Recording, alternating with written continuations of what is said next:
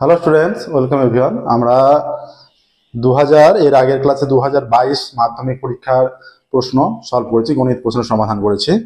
যে 36 নম্বর short question 1 নম্বর এবং 2 নম্বর মিলে সেগুলো সলভ করছি আমরা।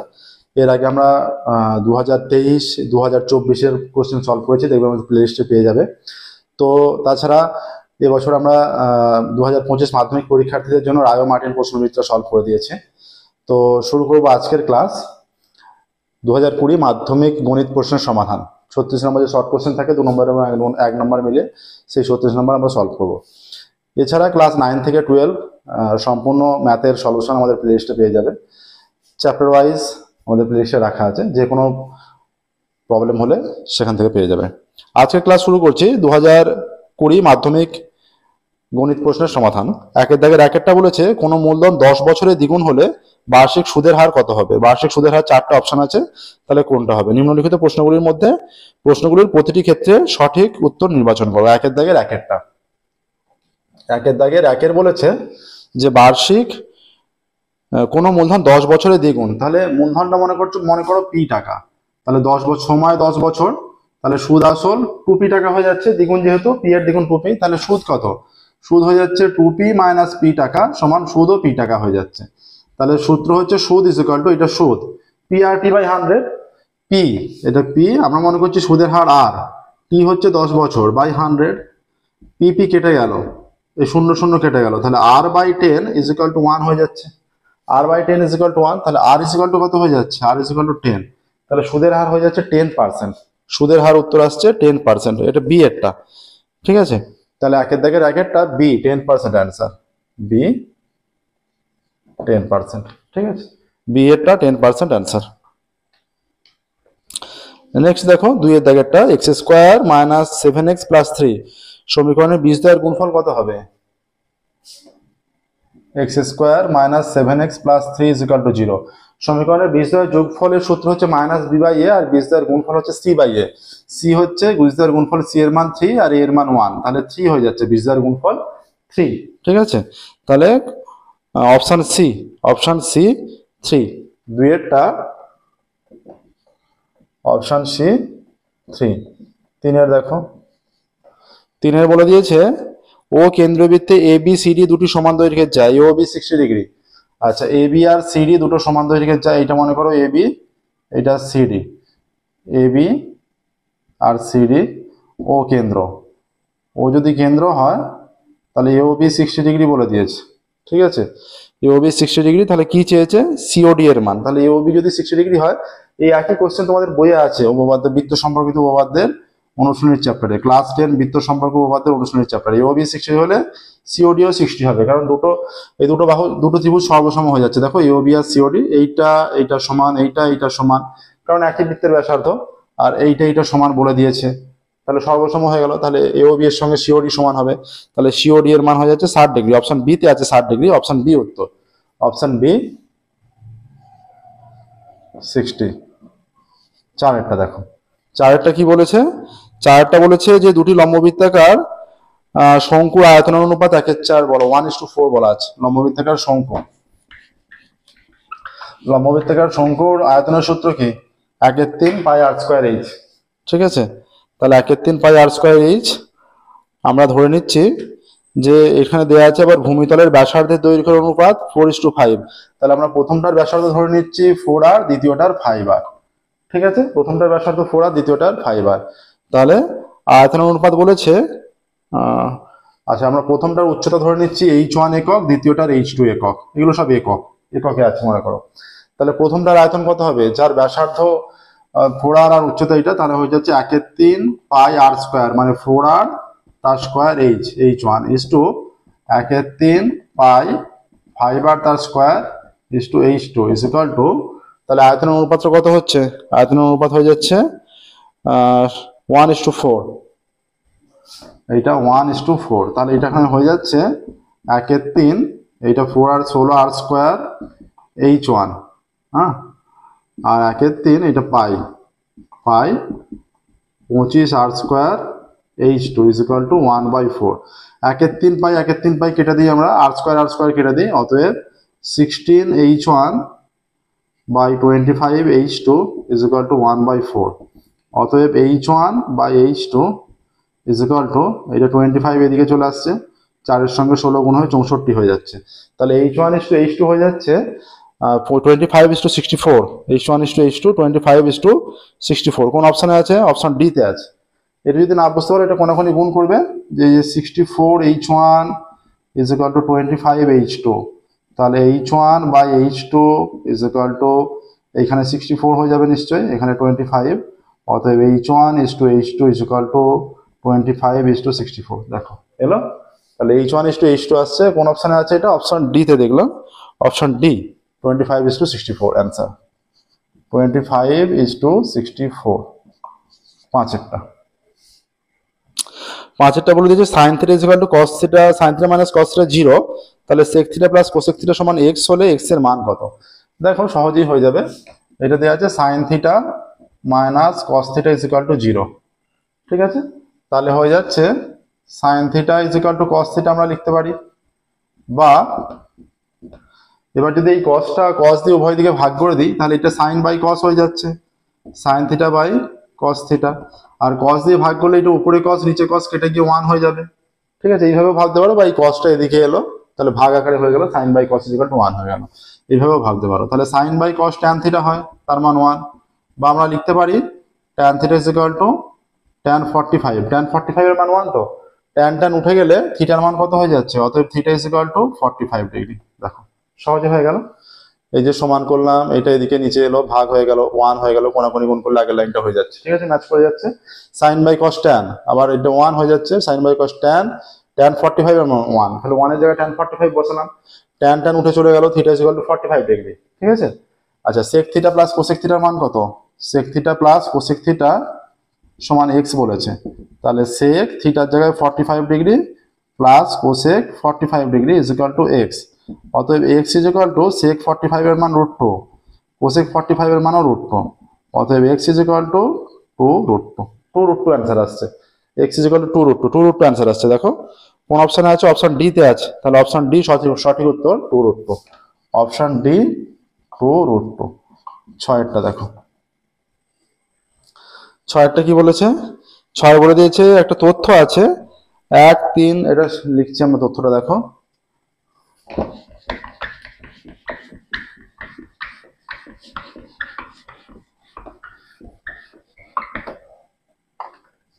তথ্যটা আছে 1, 3, 2, 8, 10, 8, 1, 3, 2, 8, 10, 8, 1, 3, 2, 8, 10, 8, 1, 3, 2, 8, 10, 8, 3, 2, 8, 8, 3, 2, 8, 8। এই তথ্যটাকে আমরা যদি ঊর্ধ্বক্রম অনুসারে সাজাই, 1, 1, 2, 3, 4, 5, 6, 7, 8, 10টা মান, 2, দুটো 2, 3 কটা? একটা দুটো, 3, 3, 1, 2, 3, 4টে 8, 8, 8, 8, 8, আর একটা 10, 1, 2, 3, 4, 5, 6, 7, 8, 9, 10, 10টা মান। তাহলে 4টে 8 আছে, তাহলে 8ই সংখ্যাগুলো মান 8। ঠিক আছে, যেটা সবচেয়ে বেশি বার থাকবে সেটাই।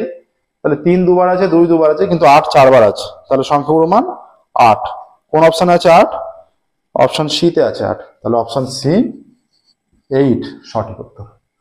ঠিক আছে, দেখো এমসিকিউ কমপ্লিট হলো। এবার আমরা 2 দাগে শুরু করছি। যে কোনো অঙ্ক যেগুলো বুঝতে অসুবিধা থাকবে অবশ্যই আমাদের কমেন্টে জানাবে, আমরা সেগুলো পুনরায় আলোচনা করব। প্রত্যেকদিন আমাদের নতুন ক্লাস পাবলিশ করা হয়, আমাদের চ্যানেলটি অবশ্যই সাবস্ক্রাইব করবে, নোটিফিকেশন অন করবে। ক্লাস 9 থেকে ক্লাস 12 ম্যাথের সম্পূর্ণ সিলেবাস, সম্পূর্ণ সলিউশন আমাদের প্লেলিস্টে পেয়ে যাবে। 2 দাগের শূন্যস্থান পূরণ দেখো, 2 দাগের 1-এরটা। 2 দাগের 1-এর বলছে যে আনিসুর 500 টাকা 9 মাসের জন্য এবং ডেভিড 600 টাকা 5 মাসের জন্য যৌথ অবস্থায় নিয়োজিত করে, তাদের লাভ্যাংশের অনুপাত কত হবে? তাহলে 1 মাসের হিসেবে মূলধন অনুপাত বের করে দাও। হয়ে যাচ্ছে 500 × 9, 500 টাকা 9 মাসের জন্য, আর 600 টাকা কত মাসের জন্য? বলেছে 600 টাকা 5 মাসের জন্য। 600 × 5, 600 × 5 ইজ ইকুয়াল টু 5 × 45, 5 × 6 = 30। তাহলে এখানে যদি আমরা 1500 দিয়ে ভাগ করি এটাকে, আচ্ছা দুটো শূন্য প্রথমে তুলে দিচ্ছি, সহজ করে দিচ্ছি। দেখো দুটো শূন্য তুলে দিলে এইটা আসছে, এবার 15 দিয়ে ভাগ করলে 3 × 15 = 45, 15 × 2 = 30, তাহলে লাভ্যাংশ অনুপাত 3:2 হয়ে যাচ্ছে। তাদের লভ্যাংশ অনুপাত 3:2, তাহলে শূন্যস্থানে হয়ে যাবে 3:2, এইটা হয়ে যাচ্ছে 3:2। ঠিক আছে, 2-এরটা দেখো, 2-এরটা বলেছে যে ax² plus 2bx plus c is equal to 0 দ্বিঘাত সমীকরণে বীজদ্বয় বাস্তব ও সমান হলে b² is equal to dash হবে। তাহলে সমীকরণটা কি আছে, ax² plus 2bx plus c is equal to 0। সমীকরণে বীজদ্বয় বাস্তব এবং কি বলেছে সমান, তার মানে b² minus 4ac is equal two, তার মানে নিরূপকের মানটা 0 হবে, তাই তো? নিরূপকের মান b² মাইনাস 4ac, কিন্তু b এর জায়গায় 2b আছে, তাহলে 2b তার square minus 4 into a into c is equal to 0, তাহলে 4b² minus 4ac is equal to 0, বা তাহলে 4 যদি আমরা 4 আছে b² minus ac is equal to 0, অতএব এইটা 0 হলে তাহলে b² মাইনাস ac 0 হবে, কারণ 4 কনস্ট্যান্ট মান, সেটা 0 হতে পারে না, তার মানে অবশিষ্ট অংশটা 0 হবে অবশ্যই। 4 ধ্রুবক, এটা নট ইকুয়াল টু 0, তো যেটা 0 না, তার মানে অবশিষ্ট মানটা 0, অতএব b² ইজ ইকুয়াল টু হয়ে যাচ্ছে ac, b² is equal two ac হয়ে যাচ্ছে। দেখো তাহলে শূন্য স্থানে b² ইজ ইকুয়াল টু দেয়া আছে, তাহলে শূন্য স্থানে ac হবে। 3-এর দাগের দেখো, ঠিক আছে, 3-এর দাগের বলা আছে দুটি কোণের সমষ্টি ড্যাশ হলে তাদেরকে পরস্পরের সম্পূরক বলা হয়। দুটি কোণের সমষ্টি 180 ডিগ্রি হলে তাদেরকে পরস্পরের সম্পূরক বলা হয়। এটা কিছু বুঝতেই হচ্ছে না, দুটি কোণের সমষ্টি 180 ডিগ্রি হলে তাদেরকে পরস্পরের সম্পূরক বলা হয়। ঠিক আছে, নেক্সট দেখো, সাইন 3 থিটার সর্বোচ্চ মান কত? সাইন 3 থিটা হোক, 4 থিটা হোক, 5 থিটা হোক, শুধু সাইন থিটা হোক বা সাইন 100 থিটা হোক, যাই হোক, সাইন থিটার সর্বোচ্চ মান বা সাইন 3 থিটার সর্বোচ্চ মান 1।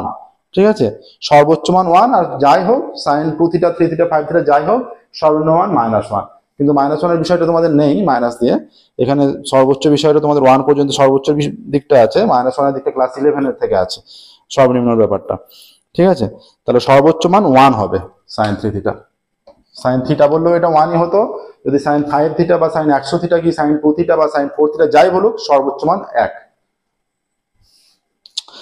আচ্ছা, একটি নিরেট গোলক গলিয়ে একটি লম্ববৃত্তাকার চোঙ তৈরি করা হলে গোলক ও চোঙের ড্যাশ সমান হবে। একটি নিরেট গোলককে গোলানো হচ্ছে, গোলককে গলিয়ে যদি সেটা দিয়ে চোঙ তৈরি করা হয়, মানে এইটা নিরেট তো সেইটাকে দিয়ে চোঙ তৈরি করে, তাহলে দুটোর আয়তনটা সমান। এর যে আয়তনটা ছিল ওখানে গিয়েও সেই আয়তনটা, মানে গঠনটা শুধু চেঞ্জ হচ্ছে, বাইরের শেপটা চেঞ্জ হচ্ছে, কিন্তু যতটা এখানে আয়তনটা আছে ওখানেও সেই ততটা আয়তনই হবে। ঠিক আছে, তাহলে কি সমান হবে? আয়তন সমান হবে, শূন্যস্থানে আয়তন। ঠিক আছে, আয়তন সমান হবে। নেক্সট দেখো পরেরটা কি বলেছে, কিছু ছাত্রের বয়স বছরে দেওয়া আছে 10, 11, 9, 7, 13, 10, 11, 9, 7, 13, 10, 11, 9, 7, 13, 10, 11, 9, 7, 13, 8, 14, 8, 14। তাহলে আমরা ঊর্ধ্বক্রমে সাজাচ্ছি ছোট থেকে বড় আকারে, তাহলে এখানে 7 হবে, 8 হবে, 9 হবে, 10 হবে, 11 হবে, 7, 8, 9, 10, 11, 12 নেই, 13, 14, 3 আর 3, 6, 7টা মান, 1, 2, 3, 4, 5, 6, 7টা মান। তাহলে 10 মধ্যমা হয়ে যাচ্ছে। কি দেওয়া আছে? মধ্যমা হলো ড্যাশ বছর, মধ্যমা 10 বছর, শূন্যস্থানে 10 হবে। ঠিক আছে, শূন্যস্থানে অবশ্যই 10 হবে। এখানে মাঝের মান দেখতে পাচ্ছ, এদিকে 3টে মান, এদিকে 3টে মান, তাহলে মাঝের মান 10, তাহলে 10টাই মধ্যমা। ছোট থেকে বড় করে সাজিয়ে যেটা মাঝের মান থাকে, বিজোড় সংখ্যক পদ আছে তাই মাঝের একটা পদ থাকবে, আর জোড় সংখ্যক পদ হলে মাঝের দুটো পদ হতো, সেই দুটো সমষ্টি বাই 2 সেটা মধ্যমা হতো। এখানে যেহেতু বিজোড় সংখ্যক পদ আছে, তাহলে মাঝের পদ একটা থাকবে, সেই পদটাই হচ্ছে মধ্যমা। ঠিক আছে, তাহলে এখানে 10, শূন্যস্থানে 10 বছর। আচ্ছা, নেক্সট দেখো, 2-এর দাগের হয়ে গেল, এবার 3-এর দাগের। 3-এর দাগের আছে সত্য মিথ্যা। সত্য মিথ্যা গুলো শুরু করছি, দেখো 3-এর দাগের থেকে।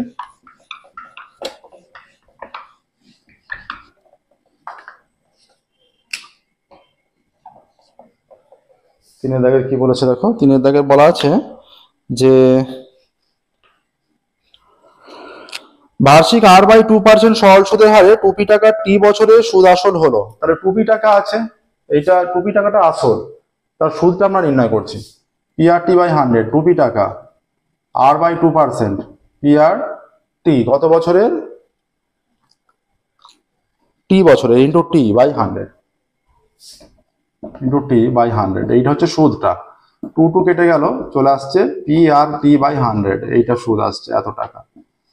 তাহলে এইটার সুদটা, আর আসল কি 2p, তাহলে ওদের সমষ্টিটাই হচ্ছে সুদ আসল। তাহলে 2p প্লাস এটা সুদ আর আসলটা হচ্ছে 2p, তাহলে 2p প্লাস PRT/100 এইটাই সুদ আসল। কি দেয়া আছে? দেয়া আছে 2p প্লাস PRT/100, এটাই দেয়া আছে, তার মানে সত্য। তার মানে যে তথ্যটা আসছে সত্য, সুদ আসল হয়ে যাচ্ছে 3 দাগের একেরটা, এইটা হয়ে যাচ্ছে সত্য। ঠিক আছে, সত্য হচ্ছে একেরটা। নেক্সট দেখো 2-এরটা কি বলেছে, 2a = 3b = 4c, 2a = 3b = 4c, এটা দেয়া আছে। a/b/c চেয়েছে, খুব সহজেই হয়ে যাবে। এ 2 3 4 এর লসাগু কত? 2 3 4 এর লসাগু 12। ঠিক আছে, আমরা 12 দিয়ে ভাগ করে দিচ্ছি লসাগু দিয়ে। তাহলে এটা 2a/12 = 3b/12 = 4c/12। এটা কেটে গিয়ে 6 হচ্ছে, এটা কেটে গিয়ে 4 হচ্ছে, এটা কেটে গিয়ে 3 হচ্ছে। তাহলে a/6 b/4 c/3।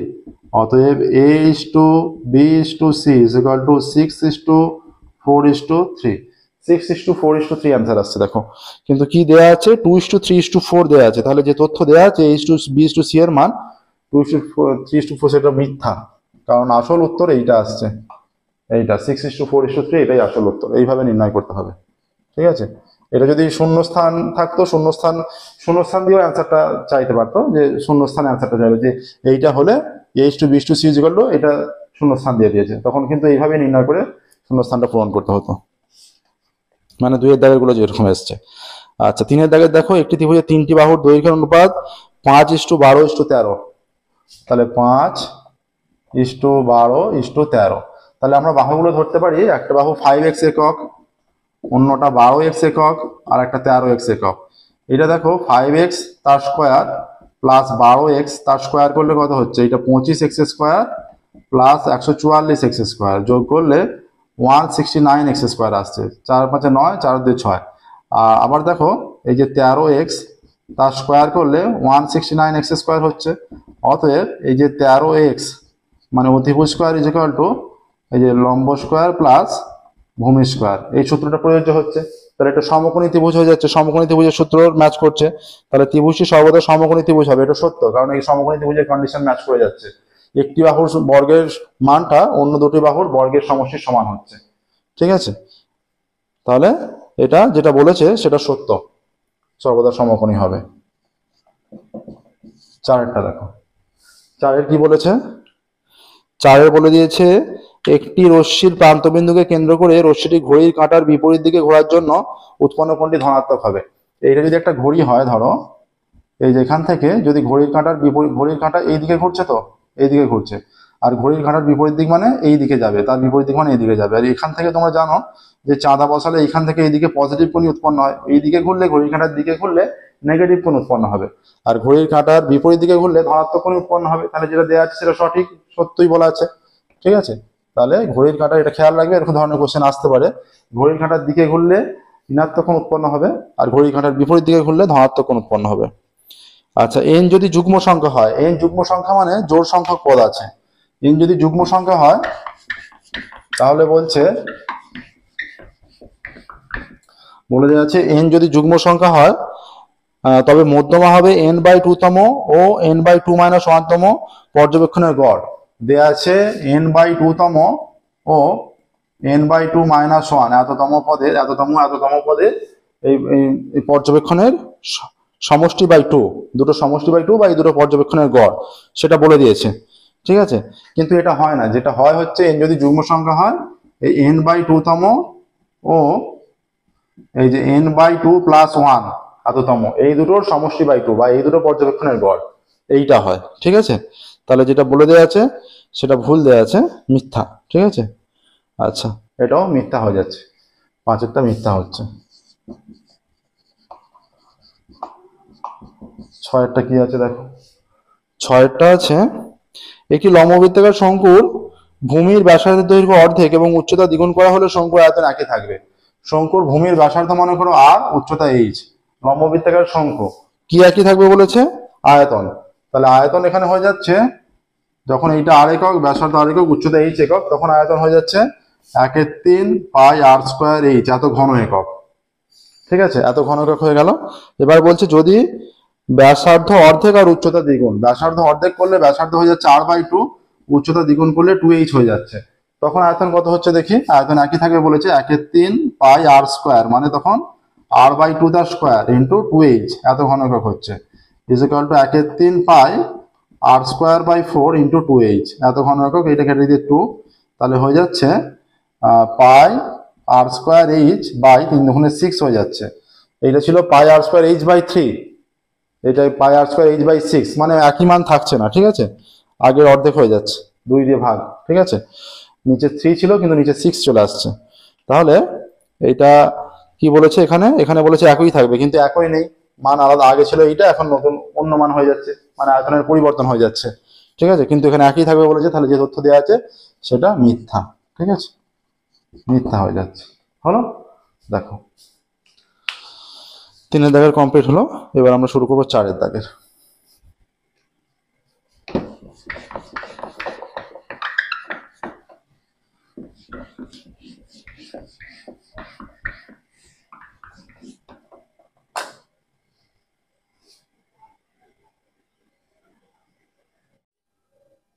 চার দাগের একের দেখবে এবার, 4 দাগের একের অঙ্ক।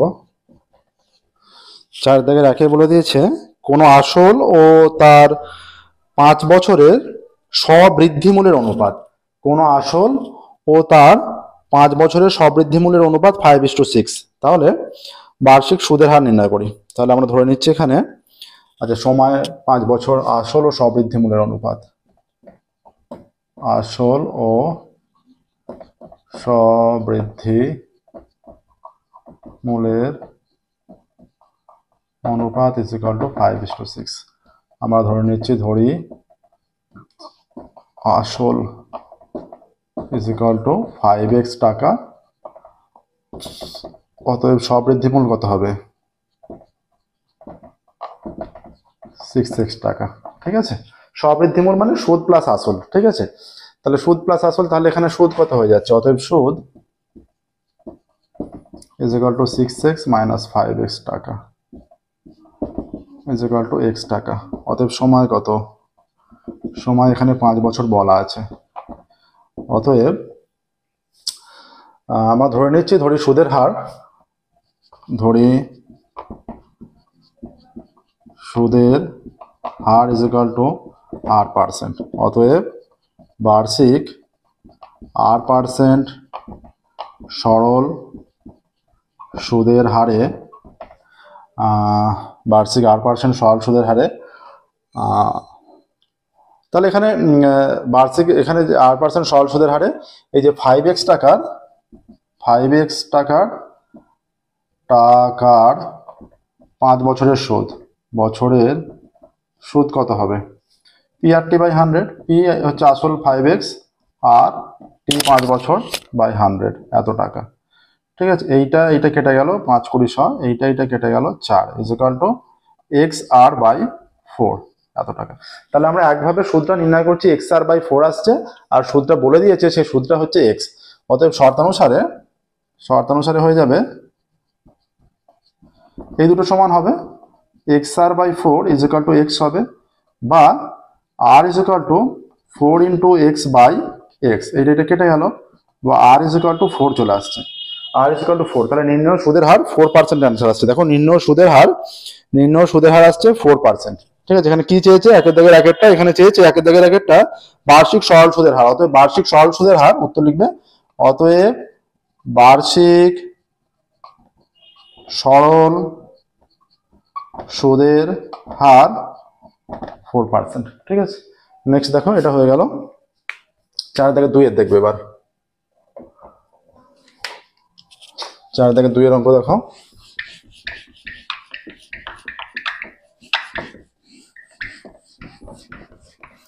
দুইয়ের অঙ্ক বলে দিয়েছে যে 4 দাগের এ ও বি একটি ব্যবসায়ে 1050 টাকা লাভ করে, এর মূলধন 900 টাকা, লাভ্যাংশ 630 টাকা। এ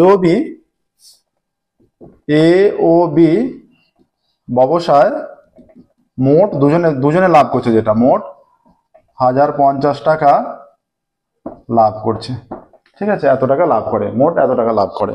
তাহলে এখানে বলে দিয়েছে এর মূলধন 900 টাকা এবং লাভ্যাংশ 630 টাকা, এর মূলধন সমান 900 টাকা এবং লভ্যাংশ কত? লভ্যাংশ সমান 600 টাকা। তাহলে দুজনের মোট লাভ হচ্ছে 1050, তাহলে বি এর লাভ কত? অতএব বি এর লাভ, অতএব বি এর love is equal two 1050 minus 600 টাকা সমান 450 টাকা। এটা হচ্ছে বি এর লাভ 450 টাকা। ঠিক আছে, আচ্ছা বি এর লাভ 450 টাকা, না এটা 650 বলেনি, এটা বলেছে এর 630 টাকা, শুধু 600 নয় 630, এটা বলা আছে 630। তাহলে এটা 630 হলে চেঞ্জ হবে 0, এটা 2 এ 5, 420 চলে আসছে। ঠিক আছে, এবার আমরা ধরছি বি এর মূলধন পি টাকা। বি এর মূলধন কত? ধরি বি এর মূলধন পি টাকা, ধরি বি এর মূলধন ইজ ইকুয়াল টু পি টাকা। এবার কি হবে? এদের লাভের মানটা কি থাকে, মানে মূলধন অনুপাতেই থাকে। তাহলে এর মূলধন বাই এ এর মূলধন বাই বি এর মূলধন ইজ ইকুয়াল টু এর লাভ বাই বি এর লাভ, এই আনুপাতিক মানটা সমান হবে নিশ্চয়ই। অতএব এ এর মূলধন বাই বি এর মূলধন ইজ ইকুয়াল টু এ এর লাভ বাই বি এর লাভ, এই আনুপাতিক মানটা সমান হবে। কিন্তু এই লাভটা কিন্তু মূলধন অনুপাতেই থাকে। অতএব এ এর মূলধন কত? এ এর মূলধন 900, বি এর মূলধন এখানে পি। আচ্ছা, এ এর লাভ হয়ে যাচ্ছে এখানে, এ এর লাভ 630 আর বি এর লাভ চলে আসছে 420, বা P into 630 is equal two 900 into 420। ঠিক আছে, এবার এখানে ক্যালকুলেশন করছি দেখো, বা পি ইজ ইকুয়াল টু চলে আসছে 900 ইন্টু 420 বাই 630। এইটা এই শূন্য কেটে দিলাম, 21 2 42, 21 3 63, 3 দিয়ে কাটলে এটা 300, বা পি ইজ ইকুয়াল টু 300 কে 2 দিয়ে গুণ করলে 600 চলে আসছে। পি এর মান 600। ঠিক আছে, তাহলে কি চেয়েছে এখানে? এখানে বলেছে বি এর মূলধন কত, অতএব বি এর মূলধন 600 টাকা। উত্তর লিখবে অতএব বি এর মূলধন 600 টাকা। দেখো একদমই সহজ অঙ্ক ছিল। যে সমস্ত অঙ্ক করছি, যে কোনো অঙ্ক অসুবিধা থাকলে সেগুলো অবশ্যই আমাদের কমেন্টে জানাবে, সেগুলো আমরা পুনরায় আলোচনা করব। প্রত্যেকদিন আমাদের নতুন ক্লাস পাবলিশ করা হয়, আমাদের চ্যানেলটা অবশ্যই সাবস্ক্রাইব করবে এবং নোটিফিকেশন অন করবে। ক্লাস 9 থেকে ক্লাস 12 ম্যাথের সম্পূর্ণ সলিউশন আমাদের প্লেলিস্টে পেয়ে যাবে, চ্যাপ্টার ওয়াইজ সমস্ত সলিউশন করা আছে।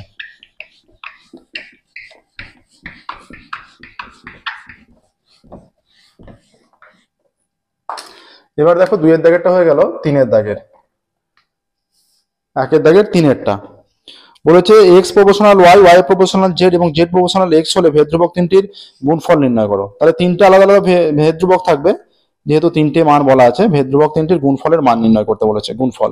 তাহলে এক্স প্রপোর্শনাল ওয়াই দেওয়া আছে, এক্স প্রপোর্শনাল ওয়াই, অতএব x is equal to k1 y. ঠিক আছে, আচ্ছা ওয়াই প্রপোর্শনাল জেড বলা আছে, অতএব y is equal to k2 z. ঠিক আছে, তাহলে x is equal to k1 y, y is equal to k2 z, y proportional z ছিল, আর z প্রপোর্শনাল x, অতএব z is equal to k3x। ঠিক আছে, যেখানে k1 k2 k3 অশূন্য ভেদ ধ্রুবক, যেখানে k1 k2 k3 অশূন্য ভেদ ধ্রুবক, k1 k2 k3 অশূন্য ভেদ ধ্রুবক। এবার দেখো এইটা 1 দিচ্ছি, এইটা যদি আমরা 2 দিয়ে থাকি আর এটা যদি 3 দিয়ে থাকি, আমরা লিখছি 1 2 ও 3 গুণ করে পাই, গুণ করে পাই 1 2 3 আমরা গুণ করছি। তাহলে বাঁ দিকের মান বাঁ দিকে গুণ হবে, ডান দিকের মান ডান দিকে গুণ হবে। অতএব x into y into z is equal to k1 y into k2 z into k3x, বা xyz is equal to k1 k2 k3 into yzx, বা k1 k2 k3 is equal to x y z by y z x, এই মানটা বাঁদিকে লিখলাম এবং এইটা এদিকে নিয়ে চলে গেলাম, তাহলে গুণ আকারে ছিল এইটা, এই পার্টটা এদিকে ভাগ আকারে হয়ে যাবে। তাহলে এটা উপর নিচ সম্পূর্ণ কেটে যাচ্ছে, উপর নিচ সম্পূর্ণ কেটে গেলে সেটা ভাগফল এইটা 1 হয়ে যাবে। অতএব k1, এটা k1, k1 k2 k3, k1 k2 k3 is equal to 1। তাহলে এটা এইভাবে আছে, মানে ভেদ ধ্রুবক তিনটির গুণফল, তাহলে গুণফলের মান কত হয়ে যাচ্ছে 1। অতএব ভেদ ধ্রুবক তিনটির গুণফলের মান, অতএব ভেদ ধ্রুবক তিনটির গুণফলের মান 1। ঠিক আছে, ভেদ ধ্রুবক তিনটির গুণফলের মান 1 আসছে, দেখো হলো। এবার দেখো 4 দাগে 3 হয়ে গেল, এবার 4 দাগে 4 যাবো আমরা।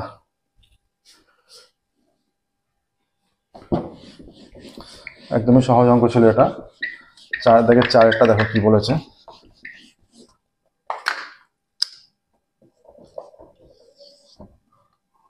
4 বলা আছে 5x² - 2x + 3 সমীকরণের দুটি বীজ আলফা ও বিটা। 5x² - 2x + 3 = 0। এই সমীকরণের দুটি বীজ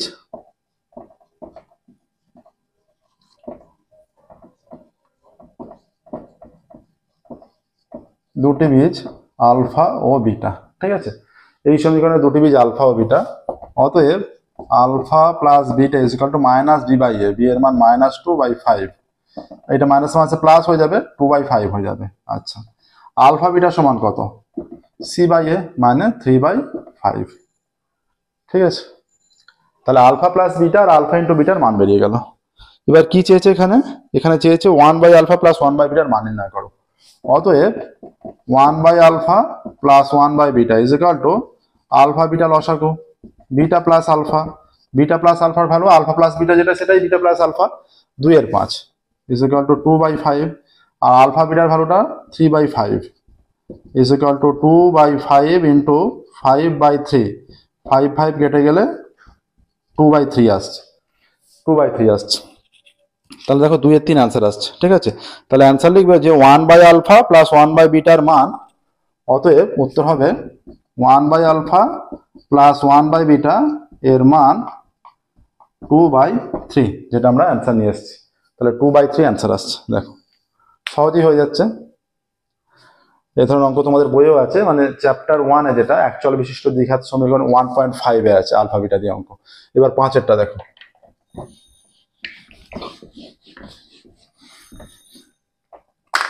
এবার দেখো কি বলেছে 5-এরটা।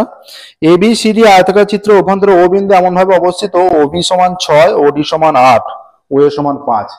ABCD আয়তাকার চিত্র, একটা আয়তাকার চিত্র আমরা এঁকে ফেলি। এইটা A B C D, ও বিন্দু এমন ভাবে অবস্থিত OB 6, OD 8, OA 5। তাহলে আমরা যদি মোটামুটি এইখানে নিই, এইটা 6, এইটা 5, এইটা 8, এইটা আছে।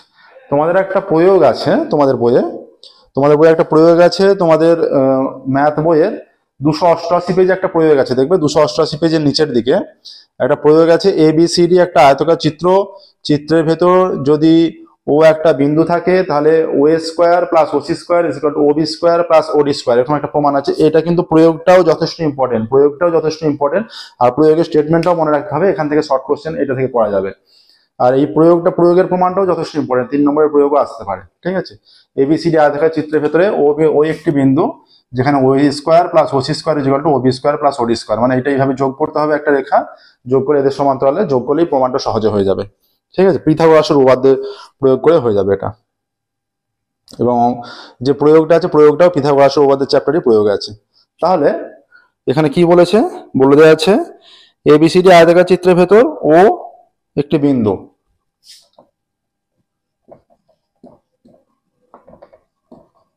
আয়তাকার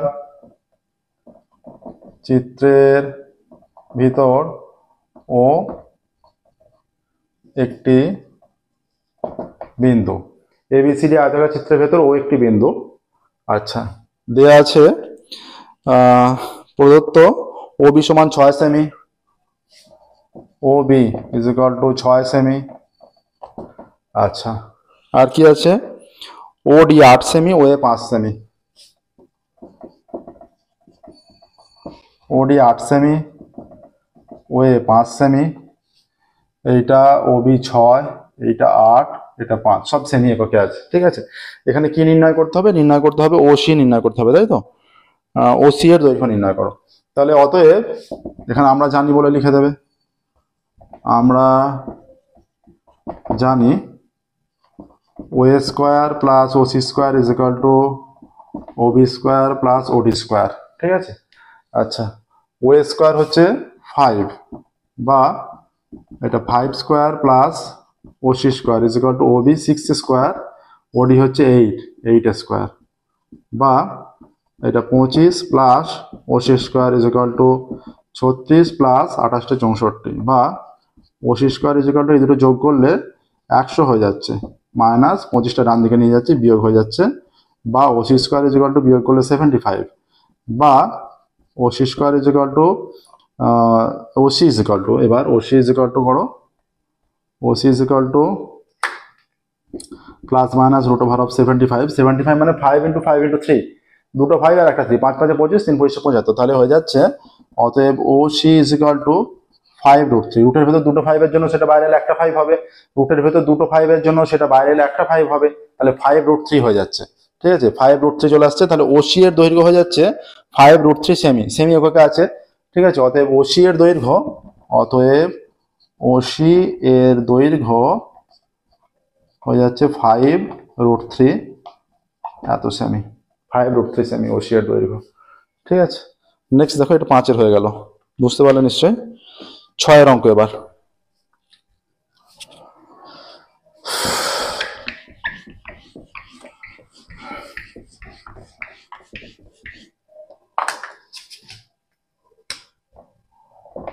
ছয়ের অঙ্ক কি বলেছে দেখো, 6 অঙ্ক বলে দিয়েছে যে এবিসি সমকোণী ত্রিভুজের এবিসি সি কোণ বি কোণ is equal to 90 degree, AB 3 সেমি, বিসি 4 সেমি। তাহলে এবিসি সমকোণী ত্রিভুজ মনে করো, এইটা সমকোণী ত্রিভুজ, এটা বি। ঠিক আছে, বি কোণটা সমকোণ, হ্যাঁ, এবিসি, এবি 3, বিসি, এটা সি দাও, এটা এ দাও, এটা 3 সেমি, এটা 4 সেমি, এটা বি কোণটা 90 ডিগ্রি কোণ। ঠিক আছে, এবিসি সমকোণী ত্রিভুজের কোণ ABC is equal to 90 degree. ত্রিভুজ এবিসি সমকোণী ত্রিভুজের কোণ এবিসি সমান 90 ডিগ্রি। এবি সমান 3 সেমি আর বিসি সমান 4 সেমি। এবি 3 সেমি আর বিসি 4 সেমি। ঠিক আছে, এবি হচ্ছে এখানে 3 সেমি আর বিসি 4 সেমি। বি বিন্দু থেকে এসির ওপর লম্ব বিডি, বি বিন্দু থেকে এসির ওপর লম্ব বিডি। ঠিক আছে, যা এসি কে ডি বিন্দুতে মিলিত হয়েছে। বি বিন্দু থেকে এসি এর ওপর লম্ব বিডি, যা এসি কে ডি বিন্দুতে মিলিত হয়েছে। ঠিক আছে, এখানে দেখো এরকম যদি কন্ডিশন আসে তাহলে আমরা জানি যদি এবিসি ত্রিভুজটা দুটো ছোট ত্রিভুজ বিসিডি এবং এবিডি উভয়ের সঙ্গে সদৃশ হবে, এবং ছোট ত্রিভুজ দুটো যে হচ্ছে এবিডি এবং বিসিডি এরাও পরস্পর সদৃশ হবে। ঠিক আছে, তাহলে আমরা প্রথমে এটা কি করব, যেহেতু ত্রিভুজ এবিসি সমকোণী ত্রিভুজ থেকে এসিটা বের করে নেব। ত্রিভুজ এ বিসি সমকোণী ত্রিভুজ থেকে পাই, সমকোণী ত্রিভুজ থেকে পাই এসি, এখানে অতিভুজ AC square is equal to AB square plus BC square, বা AC square is equal to AB কত, এবি 3 স্কোয়ার প্লাস 4 স্কোয়ার, বা AC square is equal to 9 plus 16, বা AC square is equal to 25।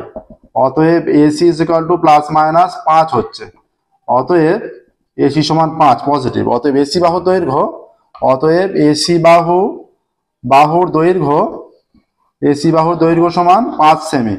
AC বাহুর দৈর্ঘ্য হয়ে যাচ্ছে 5 semi. এবার এখান থেকে বিডি লম্বের দৈর্ঘ্য নির্ণয় করতে হবে। বিডি লম্বের দৈর্ঘ্য কিভাবে নির্ণয় করবো? যে মূল ত্রিভুজ আমরা জানি, যে উল্লেখ করি যদি যে এবিসি ত্রিভুজ ও এবিডি ত্রিভুজ সদৃশ যদি উল্লেখ করি, যদি এখানে উল্লেখ করি যে ত্রিভুজ এবিসি এবং এবিডি, তাহলে এই যে এই সমকোণ, এদের বিপরীত বাহুগুলো পরস্পর এবং একটা সমানুপাতে থাকবে। এবং অতএব এবার লিখছে ত্রিভুজ, অতএব ত্রিভুজ এ বি সি ও ত্রিভুজ দুদিকের দুটো ত্রিভুজের মধ্যে আর একটা ত্রিভুজ, একটা সম্পূর্ণ ত্রিভুজ নিলাম আর একটা দুটো ছোট ত্রিভুজের মধ্যে যে কোনোটাকে নিলেই হবে। আচ্ছা বিসিডি নিচ্ছি, বিসিডি থেকে পাই, আগে বলি এরা সদৃশ কোণে, এইটাও এইটা সদৃশ কোণে। এটা আমার প্রমাণ করে দেখাচ্ছি না, তাহলে অনেক বড় হয়ে যাবে, এটা সদৃশ কোণে বলে দিলেই হবে। হ্যাঁ, অতএব এবার আমরা ওপরটা একটু মুছছি, দেখো এখানে ক্যালকুলেশনটা দেখে নিয়েছো নিশ্চয়ই প্রসেসটা। এবার যে এই কন্ডিশন থেকে পাই বলে, এটা পুরোটা 5 এসছে। এবিসি ও ত্রিভুজ বিসিডি থেকে পাই, এবিসি এর এবি বাহুর বিপরীত কোণ হচ্ছে এসি, আর বিসিডি এর এটা লম্ব বলা আছে, এটা লম্ব, তাহলে এর বিপরীত বাহু হচ্ছে বিসি ইজ ইকুয়াল টু, এবার এই কোণটা উভয়তেই আছে, দুটোরই হচ্ছে, তাহলে বড় ত্রিভুজের এর বিপরীত বাহু এবি আর ছোট ত্রিভুজের বিসিডি এর বিপরীত বাহু বিডি। তাহলে এবার মানগুলো বসাই। এসি কত? এসি বেরিয়েছে 5, বিসি কত? BC 4 is equal to AB কত? 3, বিডি বা 5 into BD is equal to 3 4 12, বা বিডি ইজ ইকুয়াল টু 12/5, বা বিডি ইজ ইকুয়াল টু 5 দুগুণে 10, 2.4 আসছে,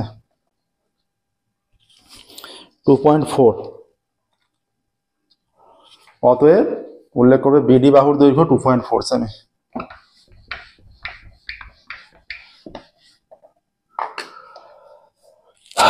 তাহলে উল্লেখ করবে এখানে কি চেয়েছে, যে বিডি এর দৈর্ঘ্য নির্ণয় করা। অতএব বিডি এর দৈর্ঘ্য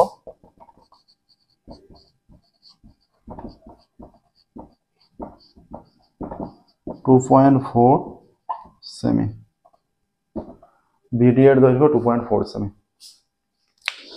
নেক্সট দেখো 6 হয়ে গেল, 7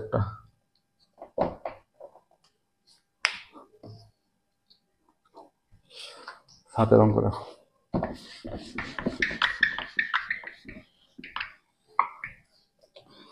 7 বলে দিয়েছে, কি বলেছে,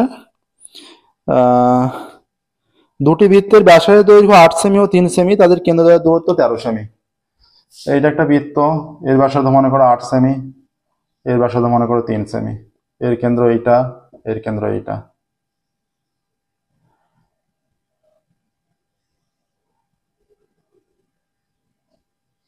এটা আরেকটু বড় বৃত্ত হলে ভালো হতো, বা এটাকে একটু ছোট করলে ভালো হতো। এটা একটা বৃত্ত,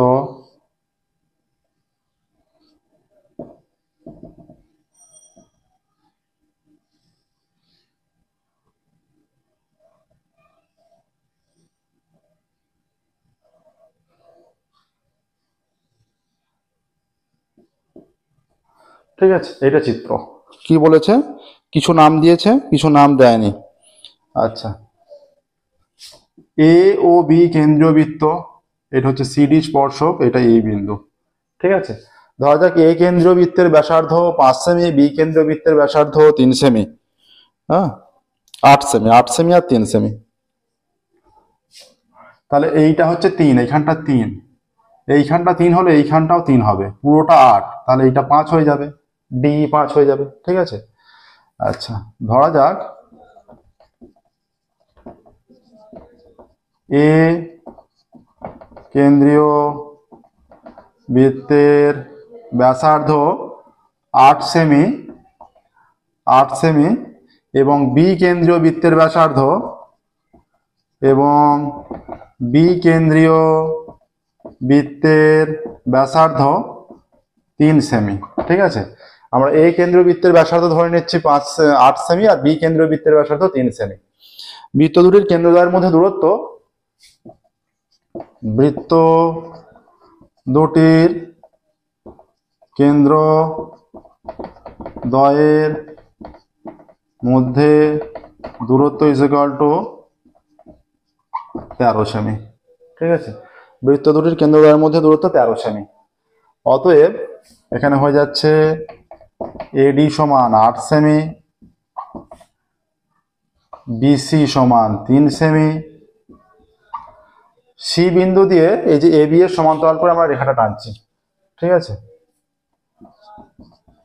সি বিন্দু থেকে এবি এর সমান্তরাল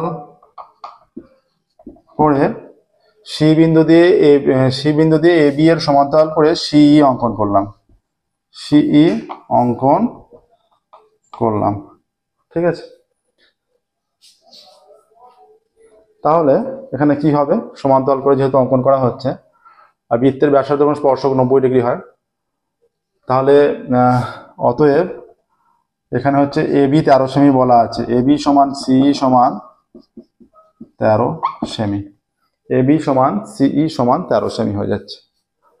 আচ্ছা, আর বিসি সমান এই সমান 3 সেমি।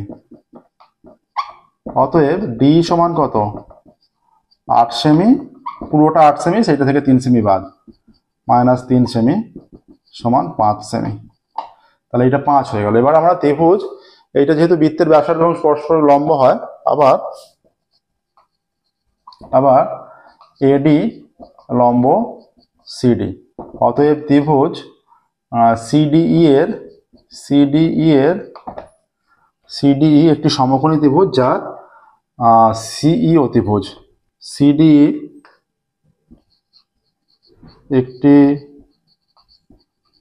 সমকোণী ত্রিভুজ যার সিই অতিভুজ। তার মানে এই কোণটা সমকোণ, ডি কোণটা সমকোণ হয়ে যাচ্ছে, ডি কোণ সমকোণ হয়ে গেলে সমকোণের বিপরীত বাহু অতিভুজ হয়ে যায়, যার সি এখানে হয়ে যাচ্ছে অতিভুজ। এবার আমরা উল্লেখ করবো, এখানে উপরে এটা মুছবো, একটু দেখো উপরের ক্যালকুলেশনটা ভালো করে দেখে নাও, উপরের জায়গাটা একটু মুছবো। এখানে হয়ে যাবে ত্রিভুজ এ সিডিই থেকে পাই, এখানে প্রত্যেকটা বাহু পেয়ে গেলাম। অতএব ত্রিভুজ সিডিই সমকোণী ত্রিভুজ থেকে পাই, সিডিই সমকোণী ত্রিভুজ থেকে পাই, সমকোণী ত্রিভুজ থেকে পাচ্ছি যেটা সিই square is equal two CD square plus D square হয়ে যাবে, বা এখানে সিই কত, সি হচ্ছে 13 এর square is equal two CD square অজানা প্লাস ডি হয়ে যাচ্ছে 5, বা এটা 169 is equal two CD square plus 25, বা CD square is equal two 169 minus 25। হ্যাঁ, এবার দেখো, অতএব CD square is equal two 144, অতএব রুট করলে উভয় দিকে এটা প্লাস মাইনাস 12, অতএব সিডি ইজ ইকুয়াল টু 12। অতএব সিডি বাহুর দৈর্ঘ্য বা বৃত্ত দুটির সিডিটাই হচ্ছে বৃত্ত দুটির সরল সাধারণ স্পর্শক।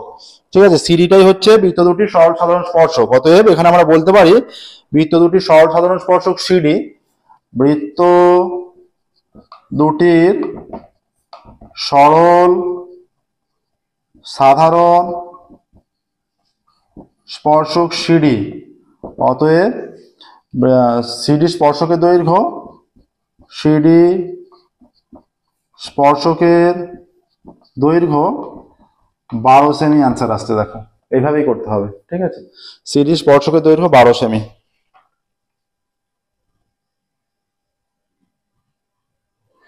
নেক্সট দেখো, এবার 7 হয়ে গেল, 8 যাব।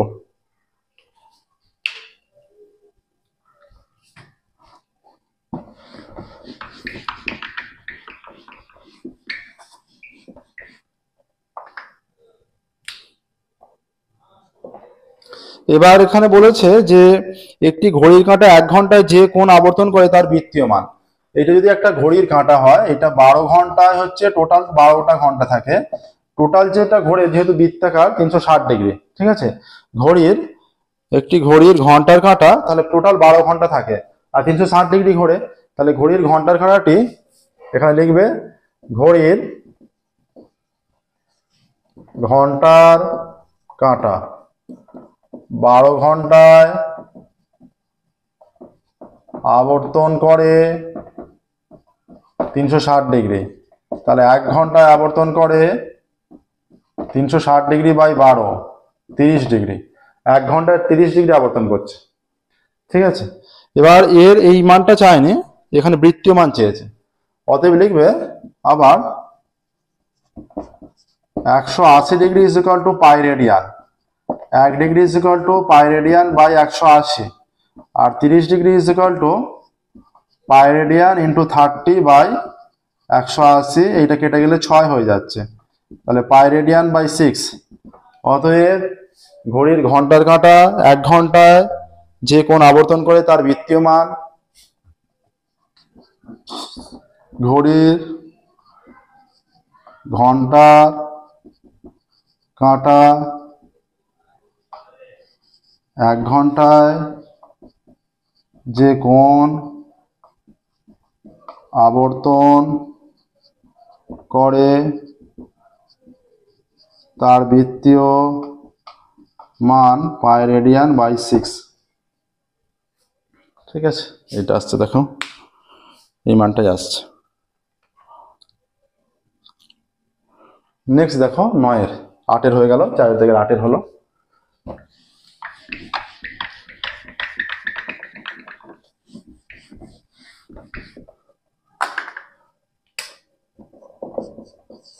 চার থেকে 9-এর কি বলেছে? 9-এর বলেছে tan 4 theta equal to tan 6 theta এবং 6 থিটা ধনাত্মক সূক্ষ্মকোণ থিটার মান নির্ণয় করো। tan 4 theta into tan 6 theta is equal to 1। tan 4 theta into tan 6 theta is equal to 1। তাহলে 6 থিটা ধনাত্মক সূক্ষ্মকোণ, তার মানে 4 থিটা ধনাত্মক সূক্ষ্মকোণ হবেই। ঠিক আছে, তাহলে এখান থেকে থিটার মান চেয়েছে, তাহলে আমরা করতে পারি যেটা, বা tan 6 theta is equal to 1 by tan 4 theta. এইটা ওদিকে নিয়ে গেলাম, গুণ আকারে ছিল, ভাগ হয়ে গেল। বা tan 6 theta is equal to 1 by tan মানে cot 4 থিটা হয়ে যাচ্ছে। বা tan 6 theta is equal to আমরা লিখতে পারি tan 90 minus theta. tan 90 minus theta cot theta হয়, tan 90 minus theta cot theta হয়। তাহলে এবার যদি আমরা উভয় দিক দিয়ে tan তুলে দিই, 6 theta is equal to 90 minus theta, বা এই থিটাটা এদিকে এলে 6 theta plus theta is equal to 90 degree, বা 7 theta is equal to 90 degree. আচ্ছা, এটা 4 থিটা ছিল, এটা 4 থিটা ছিল, 4 থিটা হয়ে যাবে 6 আর 4 10 হয়ে যাবে, 10 থিটা হয়ে যাবে। ঠিক আছে, এটা 10 থিটা, বা থিটা ইজ ইকুয়াল টু এটা 10, দুটোই থিটা হয়ে গেছে।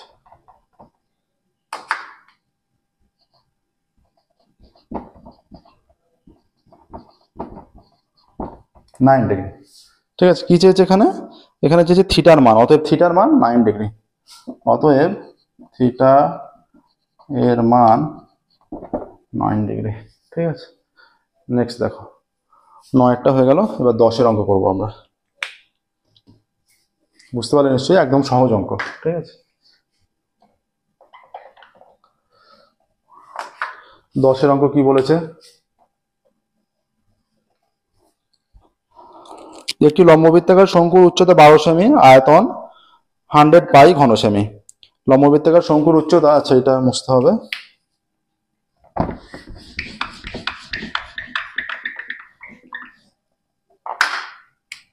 লম্ব বৃত্তাকার শঙ্কুর উচ্চতা সমান 12 সেমি। লম্ব বৃত্তাকার শঙ্কুর আয়তন 100 পাই ঘন সেমি। লম্ববৃত্তাকার শঙ্কুর উচ্চতা 12 সেমি, লম্ববৃত্তাকার শঙ্কুর আয়তন 100 পাই ঘন সেমি। আচ্ছা, এখানে কি চেয়েছে? তির্যক উচ্চতা চেয়েছে। আমাদের শঙ্কুর আয়তনের সূত্র কি? 1/3 পাই আর স্কয়ার ইচ। আমরা ধরে নিচ্ছি, ধরি লম্ব বৃত্তাকার শঙ্কুর ব্যাসার্ধ ইজ ইকুয়াল টু আর সেমি। তাহলে একটা শঙ্কু যার উচ্চতা 12 আর ব্যাসার্ধ আর, তার আয়তন কত? অতএব লম্ব বৃত্তাকার শঙ্কুর আয়তন is equal to 1/3 pi R square into H এর মান 12 এত ঘন সেমি। এইটা কেটে গেলে 4 হয়ে যাচ্ছে, 4 পাই আর স্কোয়ার ঘন সেমি। ঠিক আছে, এইটা একটা আয়তন বেরিয়েছে আর একটা আয়তন বলা আছে, তাহলে দুটো একটা শঙ্কুর আয়তন দুভাবে বেরোচ্ছে, আয়তনটা নিশ্চয়ই একই, তাহলে দুটো আয়তন সমান হবে। অতএব শর্তানুসারে হয়ে যাচ্ছে 4 পাই আর স্কোয়ার ইজ ইকুয়াল টু 100 পাই। এখান থেকে আর স্কোয়ারের মানটা বের করতে হবে। এটা 100 পাই বাই 4 পাই যদি করে দিই, পাই পাই কেটে যাচ্ছে, 100কে 4 দিয়ে ভাগ করলে 25 হয়ে যাচ্ছে, বা আর স্কোয়ার ইজ ইকুয়াল টু 25। অতএব আর ইজ ইকুয়াল টু রুট করলে +-5, অতএব আর ইজ ইকুয়াল টু 5 চলে আসছে। এবার এইটা একটা শঙ্কুর চিত্র কিরকম হয়, এইরকম হয় একটা শঙ্কুর চিত্র, যেখানে শঙ্কুর ব্যাসার্ধটা, এইটা হচ্ছে উচ্চতা h, এইটা তির্যক উচ্চতা l, আর এটা যদি ব্যাসার্ধ হয়, এইটা সর্বদা একটা সমকোণী ত্রিভুজ গঠন করে। তার মানে l square is equal to r square plus h square হয়। ঠিক আছে, আচ্ছা শঙ্কুর ক্ষেত্রে যেটা হয়ে যায়, এবার দেখো একটু ক্যালকুলেশনটা দেখে নিয়েছো নিশ্চয়ই, একটু মুছছি এখানটা। অতএব শঙ্কুর লম্ব বৃত্তাকার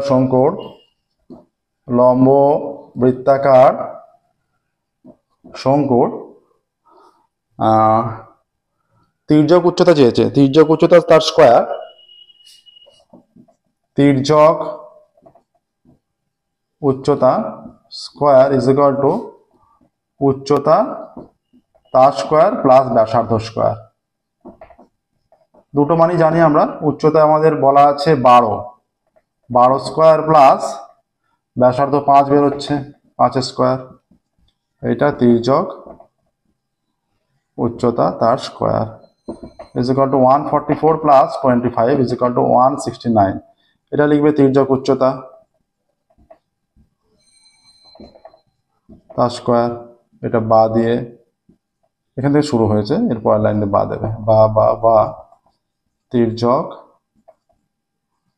উচ্চতা তার স্কোয়ার, বা তির্যক উচ্চতা সমান কত হবে, তির্যক উচ্চতা উভয় দিকে রুট করলে +-13 চলে আসছে। তাহলে শঙ্কুর তির্যক উচ্চতা, এবার উত্তর লিখবে যে শঙ্কুর তির্যক উচ্চতা 13 সেমি। ঠিক আছে,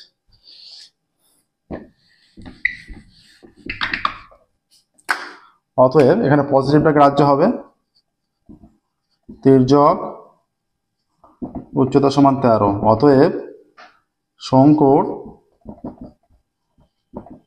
তির্যক উচ্চতা ইজ ইকুয়াল টু 13 সেমি। শঙ্কুর তির্যক উচ্চতা এসে গেল 13 সেমি। ঠিক আছে, 10-এর হয়ে গেল। দেখো নেক্সট সহজ অঙ্ক ছিল 11।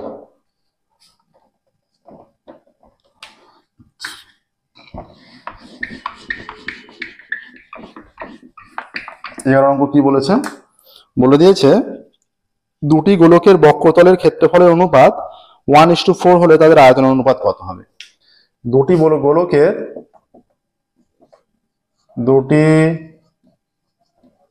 গোলকের বক্রতলের ক্ষেত্রফলের অনুপাত ইজ ইকুয়াল টু 1:4। ঠিক আছে, ধরি প্রথম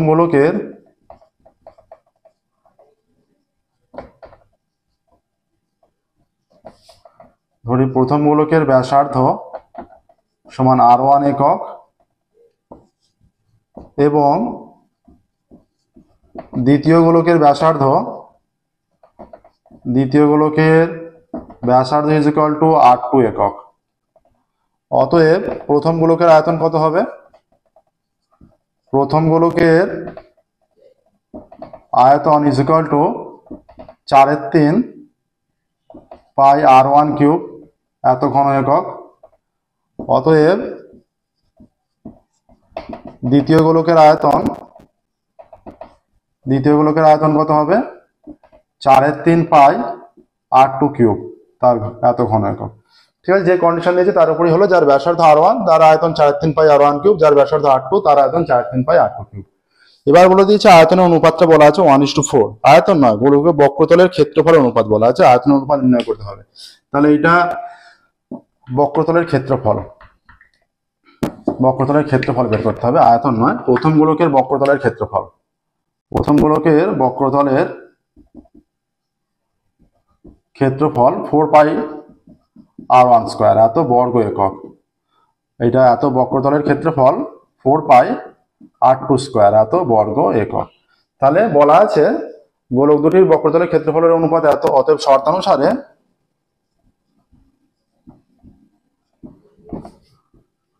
4πr1² is to 4πr2² is equal to 1:4, ঠিক আছে, বা 4πr1² by 4πr2² 1/4।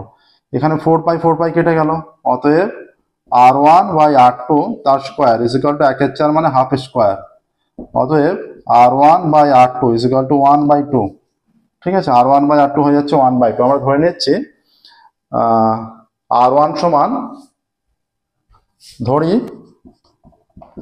r1 is equal to r একক, যেহেতু 1:2, অতএব r1 is to r2 is equal to 1:2, ঠিক আছে। এখান থেকে লিখতে পারি, ধরি r1 is equal to r একক আর r2 is equal to 2r একক, ঠিক আছে। এবার আমরা উপরটা একটু মুছবো, দেখো দুটোর আয়তন নির্ণয় করবো, আয়তন নির্ণয় করে অনুপাত করে দেবো, সহজেই হয়ে যাবে।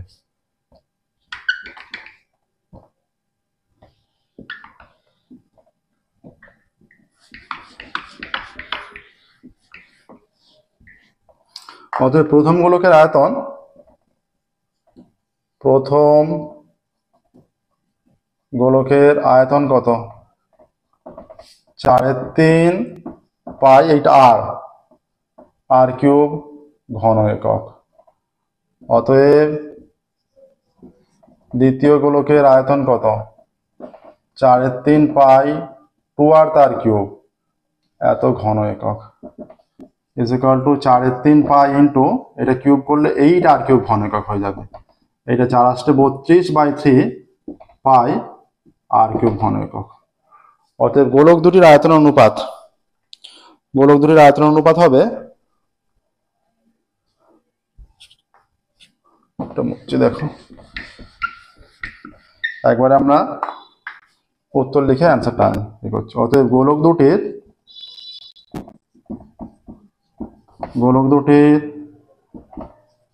আয়তনের অনুপাত সমান, প্রথমটা হচ্ছে 4/3 r³ is to 32/3 r³। দুটো থেকে r³ তুলে দিলে, আর 4/3 r³ তুলে দিলে এটা 1 থাকছে, আর এটা হয়ে যাচ্ছে 4×32 1:8, এটাই আনসার 1:8। 4/3 r³ দিয়ে দুদিকে ভাগ করে দিচ্ছি, ভাগ করে দিলেই 1:8 হয়ে যাচ্ছে। 4/3 r³ দিয়ে উভয় দিকে ভাগ করা হচ্ছে, ঠিক আছে। নেক্সট দেখো 12 অঙ্ক, লাস্ট অঙ্ক। 2020 মাধ্যমিক গণিত প্রশ্নের সলিউশন করছি আমরা। 2020 মাধ্যমিক গণিত প্রশ্নের 1 এর দাগের এবং 2 এর দাগের সমস্ত অঙ্ক সলভ করছি। 2 এর দাগের যে অঙ্কগুলো ছিল তার লাস্ট অঙ্ক, টোটাল 36 নম্বরের সলিউশন করছি আমরা। 2 এর দাগের বলা আছে যে uy is equal to xi minus 35/10, uy is equal to xi minus 35/10, ঠিক আছে। আচ্ছা, এখানে বলা আছে summation of fi uy is equal to 30, আরো বলা আছে সামেশন অফ fi uy 30, আর বলা আছে সামেশন অফ fi কত 60। তাহলে x বারের মান আমাদের সূত্র কি এখানে তাহলে হয়ে যাচ্ছে, অতএব h is equal to, এটা h is equal to 10 R a is equal to কত হয়ে যাচ্ছে 35, ঠিক আছে। এটা x, আমাদের ফর্মুলা হচ্ছে uy is equal to xi minus a by h, তাহলে তার সঙ্গে তুলনা করলে h is equal to হয়ে যাচ্ছে 10 আর a is equal to 35। তাহলে x বার বের করার formula, x bar is equal to, আমাদের ফর্মুলা হচ্ছে a plus summation of fi uy by summation of fi into h, বা x bar is equal to a এর মান কত 35 plus এটা সামেশনটা হচ্ছে 30, সামেশন অফ এটা হচ্ছে 60 summation of fi into h এর মান 10, এটা কেটে গেলে 2 হচ্ছে, এটা 5 হয়ে যাচ্ছে, বা x bar is equal to 35 plus 5, বা x bar is equal to 40, এইটা আসছে দেখো x bar is equal to 40। তাহলে কি বলেছে এখানে, এক্স বারের মান নির্ণয় করো, অতএব এক্স বারের মান 40, অতএব এক্স বার এর মান 40, এটাই আসছে, এক্স বারের মান 40। দেখে নেবো প্রসেসটা।